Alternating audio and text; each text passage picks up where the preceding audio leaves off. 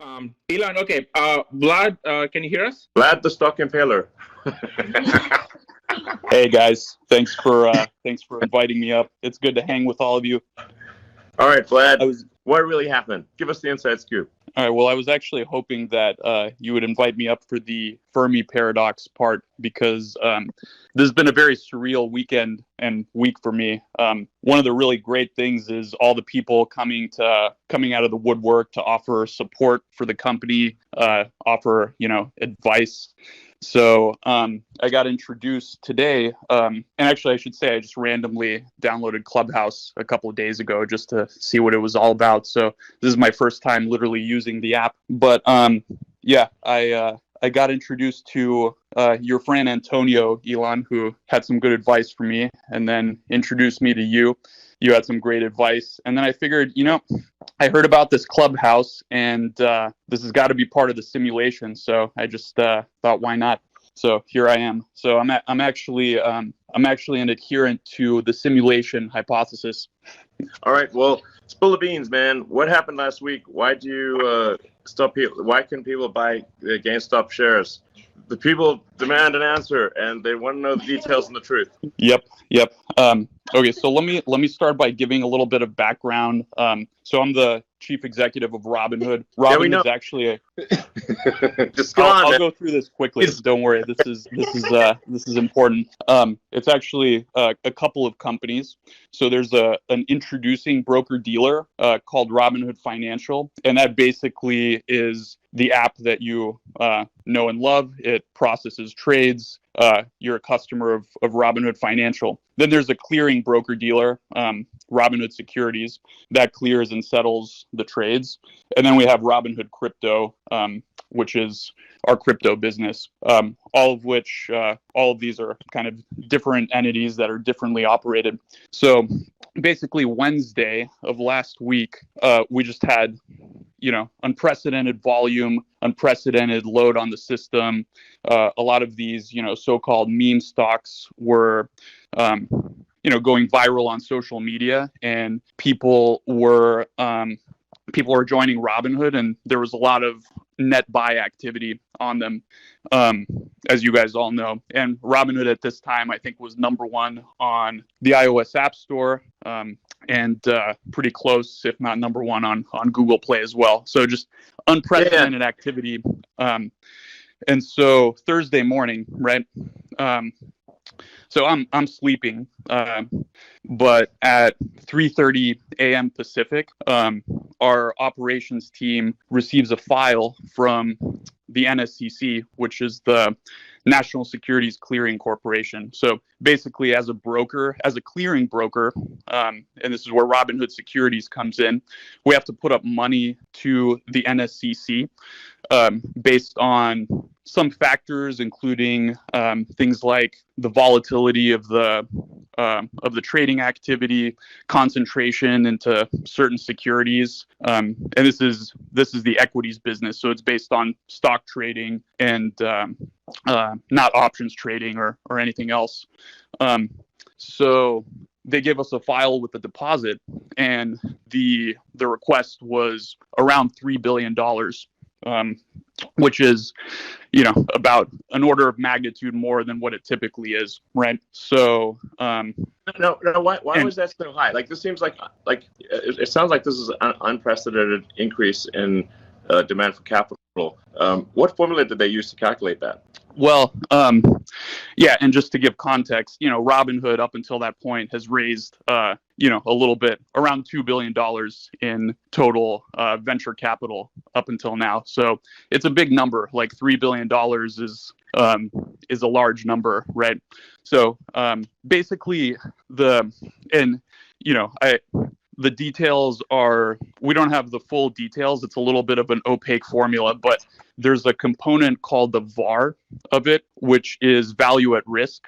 And that's based on kind of some fairly quantitative things, although it's not fully transparent. So there are ways to reverse engineer it, but it's not kind of publicly shared. And then there's a special component, which is discretionary. So that kind of acts as a multiplier. And basically, discretionary meaning like it's just their opinion. Yeah, it's a little bit. I mean, I'm sure there's definitely more than just their opinion, but basically, well, I mean, I guess like it's based on growth. What everyone wants to know is like, did something maybe shady go down here? It's like seems weird that you'd get a sudden $10 billion demand.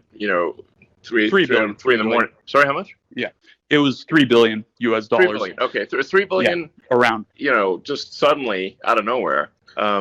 And what percentage? I wouldn't impute shadiness to it or anything like that. And actually, the NSCC was reasonable subsequent to this, and they worked with us to actually lower it. So it was unprecedented activity. I don't have the full context about what was going on in the NSCC to make these calculations, but essentially it was a large number. Is anyone holding you hostage right now? No, Blink I'm twice.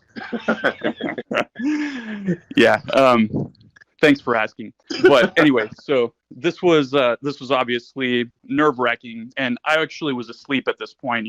The operations team was fielding this at 3:00, and then we got back. We put our heads together. Our chief operating officer basically said, "Look, let's call up the higher ups at the NSCC and kind of figure out what's going on. Maybe there's some way we can work with them." And basically, there was another call, and they lowered it to something like $1.4 billion from 3. Okay. So, we were making some progress, right? And then, but it's still a high number. And then we basically proposed, well, let's explain how we plan to, let's explain how, we'll manage risk in these symbols throughout the day. We proposed marking these volatile stocks that were kind of driving the activity, position closing only. And then at about an hour before market open, so 5:30 or 5 in the morning, they came back and they said, okay, the charge is, or the deposit, $700 million, which we then deposited and paid promptly, and then everything was fine. So that essentially explains why we had to mark these symbols position closing only, and also why we knew this was a bad outcome for customers. Part of what's been really difficult is Robinhood stands for democratizing access to stocks, and yes, we want to give people the access. So that's been very, very challenging. But we had no choice in this case. We had to conform to our regulatory capital requirements, and so the team did what they could to make sure we were available for customers. Who controls this organization, this clearinghouse? It's a consortium. It's not quite a government agency. I don't really know the details of all of that.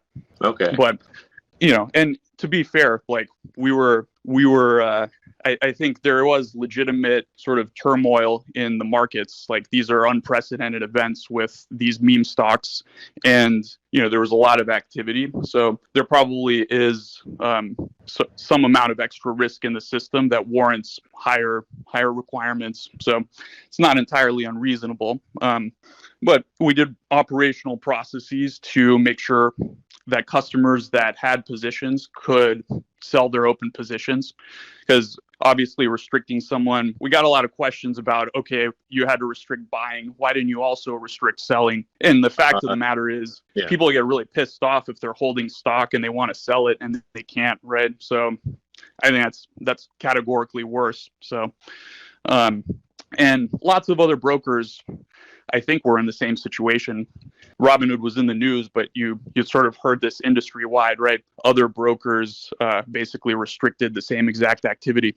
All right, so it sounds like this organization calls you up and they basically have a gun to your head, either hand over this money or or else.